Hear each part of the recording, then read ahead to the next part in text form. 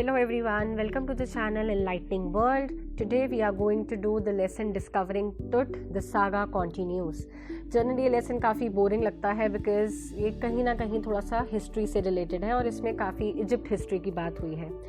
The author of this lesson is A.R. Williams. सबसे पहले तो हम एक्सप्लेनेशन समझते हैं कि टाइटल का मीनिंग क्या है. डिस्कवरी मीन्स किसी को ढूंढना, to search, and here we are searching a famous Egyptian king whose name is Tut. हम उनके बारे में सर्च कर रहे हैं. इनका पूरा नाम टुट खातेन था एंड बाद में इन्होंने अपना नाम चेंज करके टुत खामून रख लिया था. ये क्यों हुआ, खातेन से खामून, वो भी मैं आपको बाद में बताऊंगी. इजिप्शियन कल्चर पर बेस्ड है ये स्टोरी, जहाँ किंग्स को ममीफाई किया जाता है, एज ममीज बनाकर बरी करते हैं. लेकिन इस टाइटल में द सागा कॉन्टिन्यूस का मतलब है the story continuous. This is because king की मम्मी को काफ़ी टाइम तक प्रिजर्व करके रखा गया था, एज एक्सप्लोरर्स जानना चाहते थे कि किंग टुट की डेथ का रीज़न क्या था, कब हुई थी, कैसे हुई थी. तो उनकी डेथ के बाद भी काफ़ी चर्चा में रहे थे वो. तो सागा कॉन्टिन्यूस मतलब स्टोरी कॉन्टिन्यूस. अब काफ़ी लंबे समय तक उनकी स्टोरी चलती रही थी. Now let's move on to the explanation part. In the first stanza, the important points to remember are: he was just a teenager when he died. That means काफ़ी young age में ही उनकी death हो गई थी. He belonged to a powerful family of Egypt and he was the last heir, मतलब last generation थे अपनी family के, last ruler थे. बरी करने के टाइम पे इनको काफ़ी गोल्ड के साथ बरी किया गया. इसके पीछे रीज़न क्या था? इजिप्शियंस आफ्टर लाइफ में बिलीव रखते थे. उनको ऐसा लगता था कि अगर डेड बॉडी के साथ आप वो सारी नेसेसरी चीज़ों को रख दोगे जो हमें आगे जाके काम आने वाली हैं, चाहे वो गोल्ड हो या जो बेसिक हमारी चीज़ें हों, तो आगे जाके नेक्स्ट लाइफ में हमें उनके लिए स्ट्रगल नहीं करना पड़ेगा, वो नेक्स्ट लाइफ में भी मिलेगी. ऐसा इजिप्शियंस का मानना था. 1922 में उसका टूम जो है, कॉफिन उसका डिस्कवर किया गया था. एंड एक्सप्लोरर्स जानना चाहते थे कि उसे एक्चुअली हुआ क्या था. एंड दे थिंक, मतलब वो श्योर नहीं थे, उनको ऐसा लगता था कि murder is the first possibility. जो उसके साथ हुआ है तो वो मर्डर ही हुआ होगा. नाउ पिछले 80 ईयर्स में फर्स्ट टाइम किंग टुट की बॉडी को उसके टोम से बाहर निकाला एंड सिटी स्कैन के लिए भेजा गया. जो भी एक्सप्लोरर्स को उसकी डेथ एंड उसकी लाइफ के बारे में उनको ऐसा लगता था कि सिटी स्कैन के प्रोसेस से ही उनको जो भी इंफॉर्मेशन चाहिए वो उनको मिल जाएगी. फर्दर वो लोग इन क्लूज को फॉरेंसिक रिसर्च के लिए भेजेंगे. फॉरेंसिक रिसर्च में क्या होता है, जिसमें एक इंडिविजुअल की बॉडी को बहुत क्लोजली एग्जामिन किया जाता है, हर एक पार्ट को उसके एग्जामिन किया जाता है, चेक किया जाता है. Now here they are assembling all the research, all the X-rays to recreate his face again.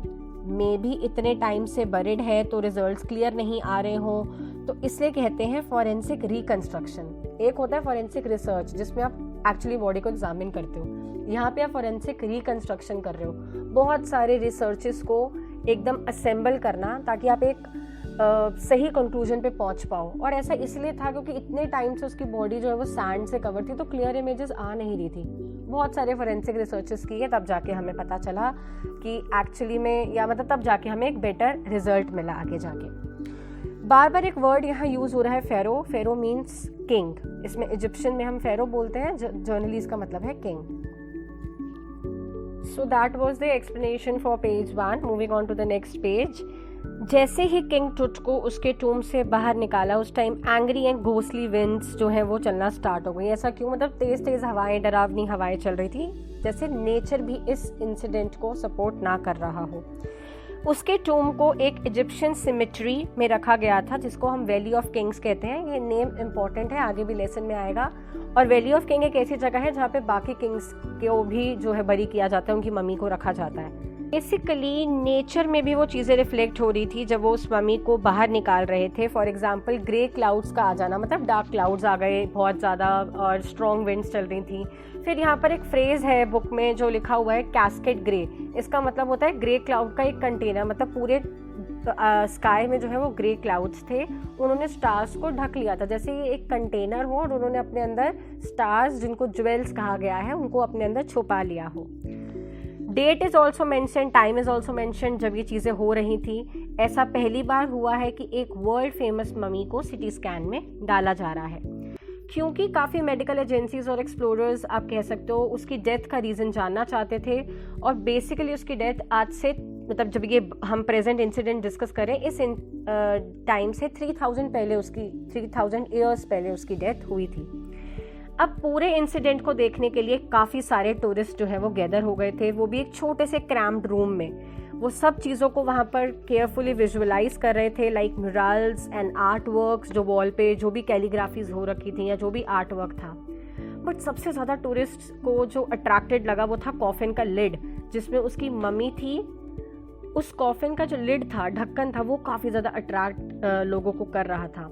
अब कुछ लोग तो विस्परिंग कर रहे थे, फैक्ट्स को आपस में डिस्कस कर रहे थे धीरे धीरे जो उनको किंग टूट के बारे में पता है, और बाकी लोग चुपचाप विजुअलाइज कर रहे थे दैट फेरोज का कर्स कहीं सच तो नहीं हो गया। मतलब किंग का कर्स जो माना जाता है, ऐसा सुना जाता है, वो कहीं सच तो नहीं हो गया।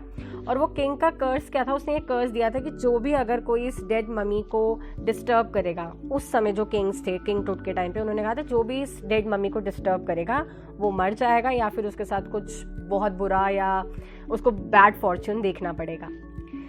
ज़ही हवस जो एक सेक्रेटरी जनरल है, वो एंटीक्विटीज़ मीन्स जो पुरानी चीज़ें होती हैं, इजिप्ट की जो एंटीक डिपार्टमेंट है, उनके सेक्रेटरी के बारे में बात करिए। ज़ही हवस बहुत इंपॉर्टेंट इंसान है जिसके बारे में हमें पढ़ना है। सो वो इस पूरे प्रोजेक्ट को कहीं ना कहीं हैंडल कर रहे हैं।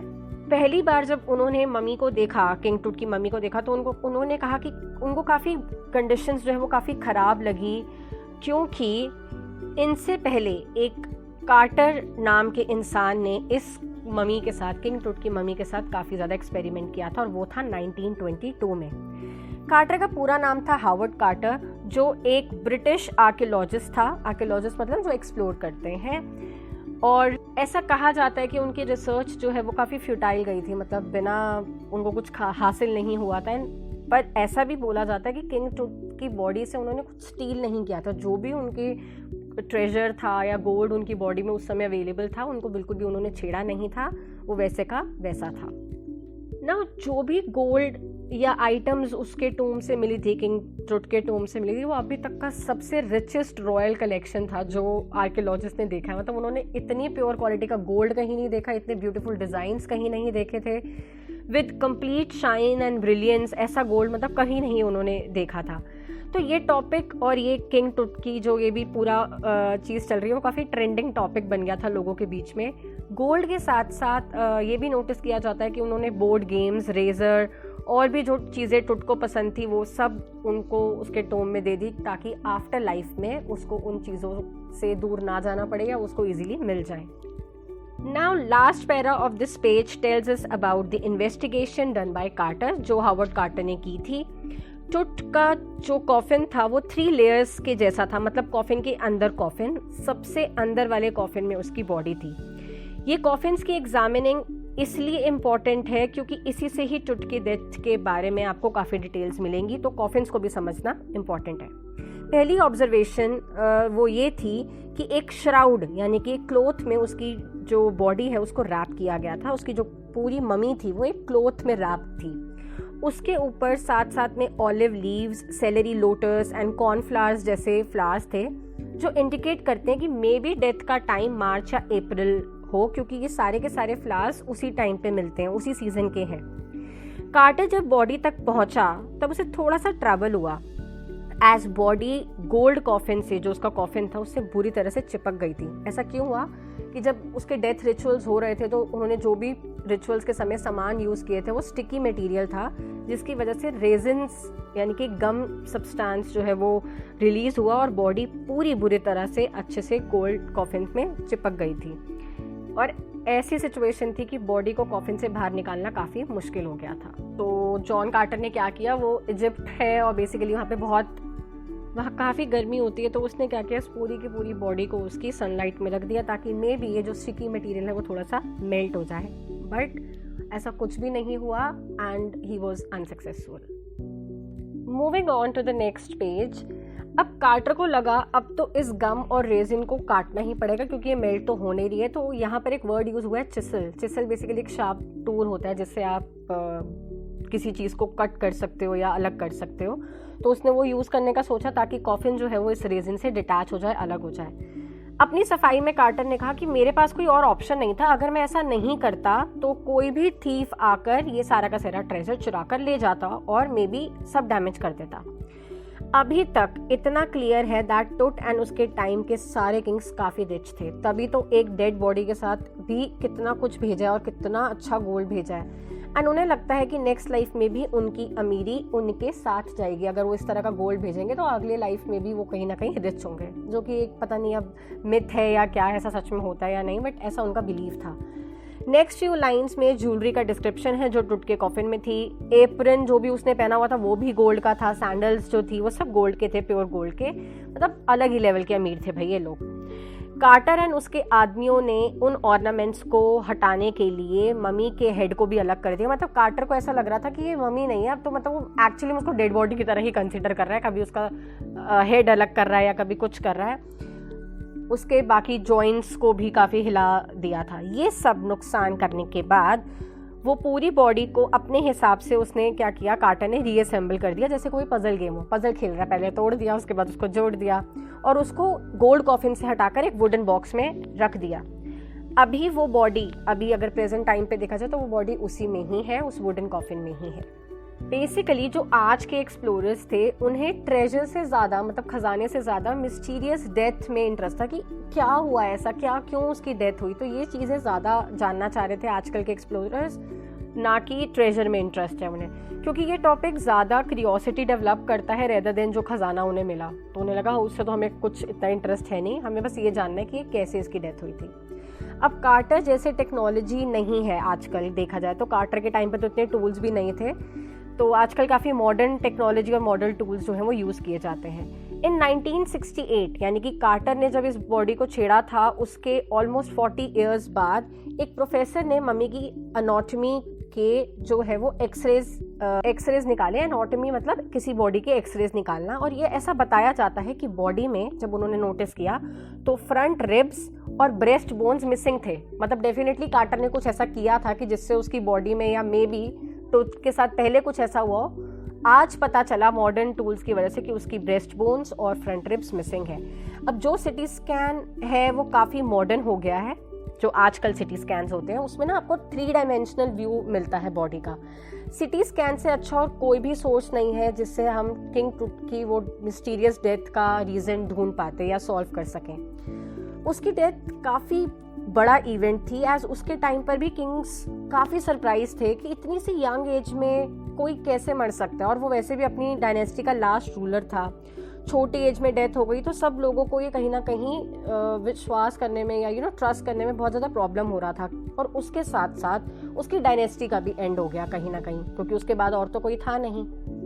अब बात करते हैं इसके थोड़े से पूर्वजों की, मतलब जो टुट के जो सीनियर्स थे या उससे पहले की जो जनरेशन थी, उसमें से आमेनहोटेप III टुट के फादर या ग्रैंडफादर, ये पता नहीं है, क्लियर नहीं है टेक्स्ट में भी, काफ़ी पावरफुल रूलर थे क्योंकि उन्होंने इजिप्ट पे 40 ईयर्स तक रूल किया था।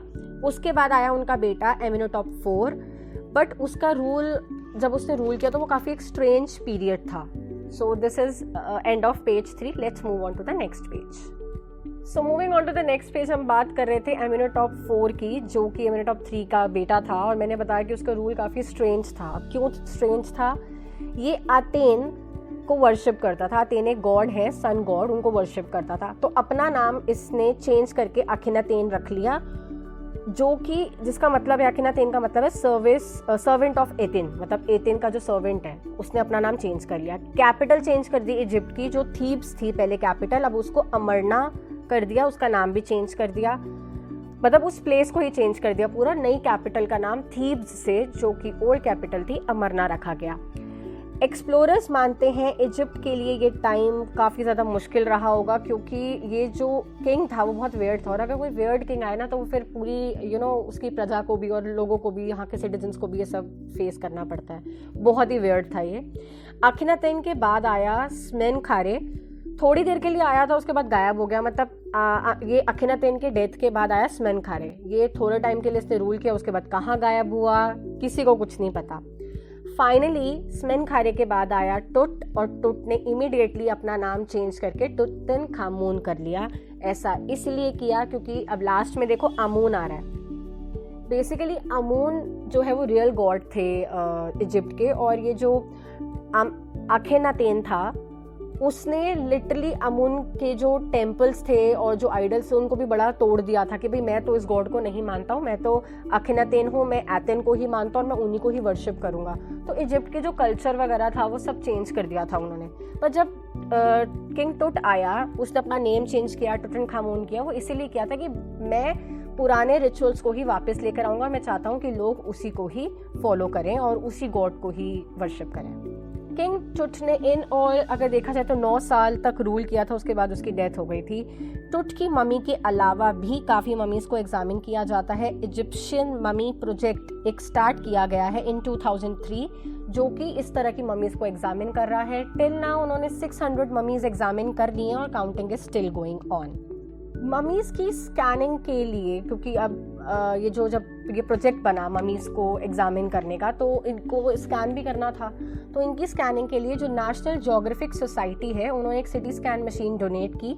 किंग टुट अभी तक सबसे पहली ममी था जिसको सिटी स्कैन हुआ था। उसके बाद उन्होंने जो ये प्रोजेक्ट बना तो काफ़ी सारी ममीज़ और एग्जामिन की, तो सबका सिटी स्कैन अब होने लग गया, लेकिन किंग टुट वाज द फर्स्ट ममी।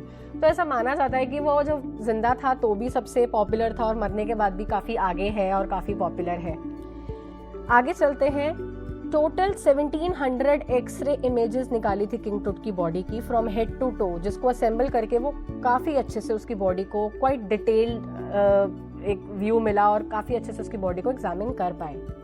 एक टीम बनाई गई स्किल्ड मेंबर्स की जिसमें रेडियोलॉजी, फोरेंसिक्स एंड एनाटॉमी सारे फील्ड से लोगों को बुलाया गया ताकि बॉडी को अच्छे से एग्जामिन कर सकें।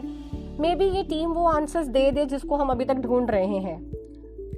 ऐसा माना जाता है कि ये सीक्रेट जो अभी तक किंग टुट का है वो विंग्ड गॉडेस ने प्रोटेक्ट किया हुआ है और वो ही बाहर नहीं आने दे रही है सीक्रेट को। ऐसा क्या है? विंग्ड गॉडेस ओसिरिस, ये एक विंग्ड गॉडेस है इजिप्शियन में, उसको ओसिरिस कहा गया है। ये ओसिरिस जो है वो गॉड ऑफ आफ्टर लाइफ भी है, जैसे इजिप्शियंस मानते थे आफ्टर लाइफ में, तो उसकी जो गॉडेस थी मेन वो ओसिरिस थी और उन्होंने ही कहीं सीक्रेट को प्रोटेक्ट करके रखा हुआ है। वो किंग टुट की बॉडी को मे बी उन्होंने कभी खोलने ना दिया हो पहले, तो इस तरह की मिथ्स और इमेजिनेटिव बातें होती रहती थी। अब हुआ क्या? पॉल बेयरर्स क्या होते हैं? जो डेड बॉडी को अपने कंधे पर उठा के लेके जाते हैं। तो इस तरह से उन्होंने भी वहाँ पर भी पॉल बेयरर्स को बुलाया गया। उन्होंने किंग टुट की बॉडी को अपने शोल्डर्स पे उठाया और उसके बाद उनको हाइड्रोलिक लिफ्ट में लेके गए, क्योंकि भाई किंग टुट की बॉडी को कुछ भी नहीं होना चाहिए था। तो एक लिफ्ट मंगवाई गई, मूविंग चेयर टाइप्स। तो उनको किंग टुट की बॉडी को हाइड्रोलिक लिफ्ट पे रखा गया और वहाँ लिफ्ट से उसको स्कैनर तक पहुँचाया गया। अब जैसे ही उन्होंने उसको स्कैनर में डाला, स्कैनर के जो फैंस थे वो काफ़ी ज़्यादा वो बिल्कुल जाम हो गए, क्योंकि किंग टुट की बॉडी में इतनी ज़्यादा सैंड थी कि वो सारी की सारी सैंड वो फैंस में आ गई और फैंस जाम हो गए। इमीडिएटली 2 नए फैंस जो हैं वो मंगवाने पड़े। तो वहाँ खड़ा खड़ा एक गार्ड जो ये सब देख रहा था, उसने बोला अरे ये देखो क्या हो गया, फाइनली कर्स आ गया, फेरो का कर्स आ गया। मतलब अभी रुकावटें आ रही हैं तो ये फेरो का कर्स है, मतलब किंग कर्स कर रहा है कि तुमने मेरी बॉडी को क्यों छेड़ा। तो ये सब एक मजाक है, कोई प्रूफ तो है नहीं इसका कि ऐसा बोला गया है। अभी तक से वो नेचर एक इंडिकेशन थी जिससे हमें पता चला कि हाँ भाई मे बी नेचर भी नहीं चाहता है। Now moving on to the next page. Finally 3 hours लगे सब, बट सब ठीक से हो गया। एंड जैसे उसकी बॉडी को लाया गया था एक हाइड्रोलिक लिफ्ट में, वैसे ही टूम में वापस रख दिया गया। इसके बाद टेक्नीशियन थे वहाँ पे, उसने टुट के स्कैनिंग की अमेजिंग इमेजेस को स्क्रीन पर शो किया। इमेजेस को डिफरेंट पिक्सल्स एंड डायरेक्शंस में देखा गया। स्कैन में उसकी बैकबोन, उसके हैंड, उसकी रिबकेज एंड स्कल को काफ़ी अच्छे से दिखाया गया। काफ़ी क्लियर इमेजेस थी। मतलब यही होता है कि मॉडर्न टेक्निक्स जो है वो काफ़ी बेटर रिजल्ट्स देती है। ये सब देखते हुए जो ज़ही हवस थे, जिसके बारे में मैंने आपको बताया, इस पूरे प्रोजेक्ट के जो सेक्रेटरी जनरल थे वो हंस के बोले कि आज तो मैं चैन की नींद लूँगा, मैं इतने टाइम से सोया नहीं, बस मैं चाहता था कि कुछ भी बुरा ना हो, इसकी जो मम्मी है वो प्रिजर्व रहे और ये जो किंग टुट है इसको ज़्यादा कोई प्रॉब्लम ना आए इसकी मम्मी को। और वही सब हुआ। उनको काफ़ी ज़्यादा अच्छा फील हो रहा था, तो उन्होंने कहा कि आज तो मैं काफ़ी अच्छी नींद लेने वाला हूँ। अब नेक्स्ट पेज पे चलते हैं, which is the last paragraph, last page. Investigation के स्टार्टिंग में ऐसा देखा गया था कि नेचर, मैंने आपको बताया था कि नेचर जो है वो कर्स कर रहा है, स्ट्रॉन्ग विंड्स चल रही हैं और इस प्रोसेस के एंड में वो विंड्स भी स्टॉप हो गई, अपने आप वो चलनी बंद हो गई थी। अब किंग टुट की बॉडी को फिर से वैली ऑफ किंग्स में पहुंचाया गया। जैसे मैंने आपको बताया था, वैली ऑफ किंग एक ऐसी जगह है जहाँ पर सारी ममीज को जो है वो बरी किया जाता है, और वैली ऑफ किंग्स को एक और नाम से यहाँ पर जो है वो उन्होंने दिखाया गया, that is valley of departed. तो वो वहाँ का एनवायरनमेंट जो है, ये हम ऑथर हमारे बता रहे हैं कि बहुत ऐसा लगता है कि पूरी डेथ का माहौल है, पूरे वो माहौल ही ऐसा है, वहाँ की एयर ही बहुत नेगेटिव सी है। एक और चीज़ नोटिस की गई, दैट टुट के टूम के ऊपर बिल्कुल स्काई में ओरियन कॉन्स्टेलेशन था। कॉन्स्टेलेशन एक ऐसा ग्रुप ऑफ स्टार होता है जो एक पर्टिकुलर पैटर्न बना रहा हो, तो वो ओरियन कॉन्स्टेलेशन था। और ऐसा माना जाता है कि ओरियन जो है वो सोल है ओरिसिस के। मैंने वो बताया था गॉडेस के बारे में, वो गॉडेस के बारे में मैंने आपको बताया था, ओरिसिस जो कि गॉडेस ऑफ आफ्टर लाइफ जिनको कहा जाता है, ओरियन उन्हीं का ही सोल है। तो जब ऐसा देखा गया कि किंग टुट के ऊपर बिल्कुल वो कॉन्स्टेलेशन है ओरियन का, तो ऐसा लग रहा था कि ओरिसिस जो है अभी भी उनको गाइड कर रही है, किंग टुट की बॉडी को गाइड किए हुए हैं और उन्होंने अपनी उसको गाइडेंस में रखा गया है। सो ये था किंग टुट का लेसन, जिसमें काफ़ी फालतू की बातें भी थी, कुछ मिथ्स था, कुछ हिस्ट्री से रिलेटेड था, तो बेसिकली कोई स्टोरी नहीं थी इस लेसन में, बस उसकी स्कैनिंग से ही रिलेटेड प्रोसेस को एक्सप्लेन किया गया है। For the question answers and notes, go to the description box and stay tuned for the next video. Do not forget to subscribe my channel and do like the video. Bye bye.